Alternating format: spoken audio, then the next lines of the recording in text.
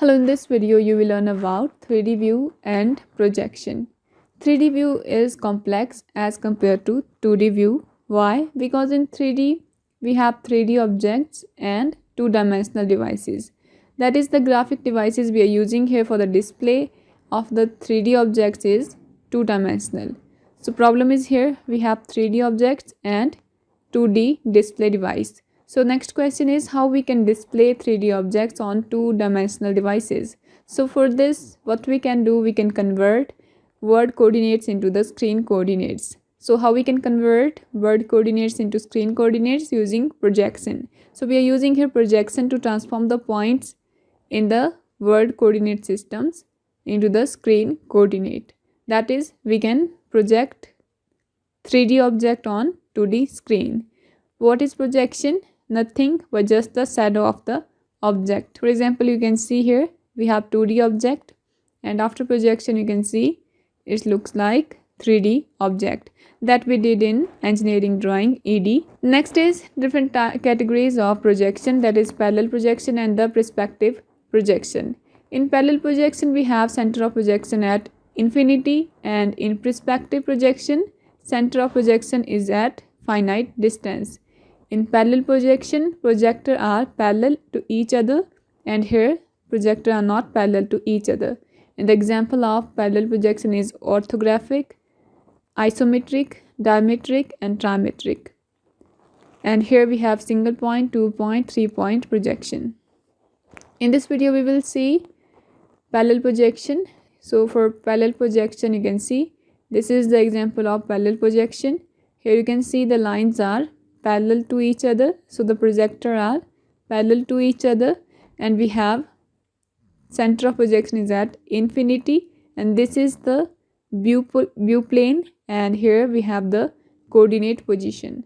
Next is perspective projection. So you can see here we have center of projection, this is the center of projection, and this is at finite distance, and you can see here these lines are not parallel to each other. So in case of perspective projection, lines are not parallel. Plus you can see here this is the view plane, and we have the coordinate position. Next you can see example of parallel projection. Here you can see we can form parallel projection by extending parallel lines from each vertex of the object. So how we can form parallel projection? For that we can extend the lines from the each vertex of the object. For example, we have this object on the plane. So how we can perform projection right now for this? As you know, we were doing in rotation. When we will rotate the object about x-axis, then x coordinate remains unchanged, and we will perform rotation on the yz plane. So in this case you can see here we will do nothing on the x coordinate. You can see lines are projected, and you can form this parallel projection on for this object like this. Same we did in engineering drawing. We did number of experiments like this for different objects. Next is orthographic projection. This is also a part of parallel projection. That is the part of parallel projection. Here projection is perpendicular to the plane, and the center of projection lie at the infinity. Lines, you can see the line length is not changed in this projection, and this is used in engineering drawing. And you can see here this is projection on the one of the coordinate planes where we have x0, y is 0, or z is 0. Same as we did in the rotation.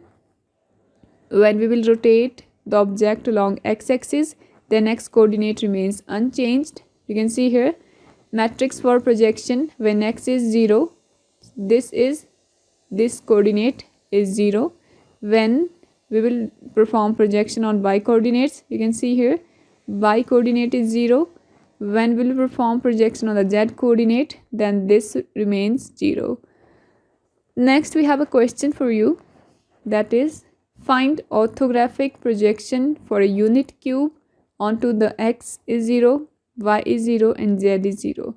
So you can see here we have different points, and you will find out the orthographic projection for this unit cube for x at 0, y at 0, and z at 0.